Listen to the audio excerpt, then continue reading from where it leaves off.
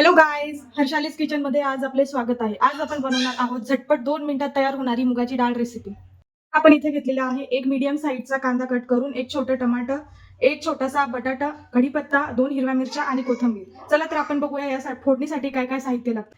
इथे आपण फोडणीसाठी घेतलेला आहे चवीनुसार मीठ, धना पावडर, हळद, लाल तिखट आणि थोडासा अंबारी मसाला.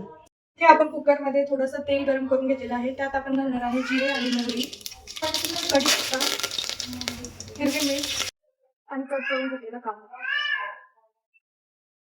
त्यात आपण घालणार आहे टमाटर, बारीक कट केलेला बटाटा आणि कोथिंबीर. हे सगळं छान मिक्स करून छान असं तेलात परतून घ्यायचं, जेणेकरून चव छान येते भाजीला.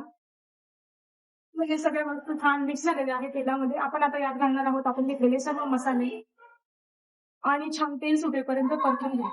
आता आपल्या मसाल्यांना छान असं तेल सुटलेलं आहे. आता आपण याच्यामध्ये धुवून घेतलेली मुगाची डाळ ऍड करू. पण यात अशी छान मुगाची डाळ मिक्स करून घेतलेली आहे मसाल्यामध्ये. आता आपण यात घालणार आहोत 1 तांब्या पाणी. 2 शिट्ट्या घेतल्यानंतर आपली फायनली ही डाळ अशी तयार झालेली आहे. अशाच नवीन नवीन रेसिपी बघण्यासाठी आपल्या चॅनलला सबस्क्राईब करा, फॉलो करा आणि शेअर करा. थँक्यू.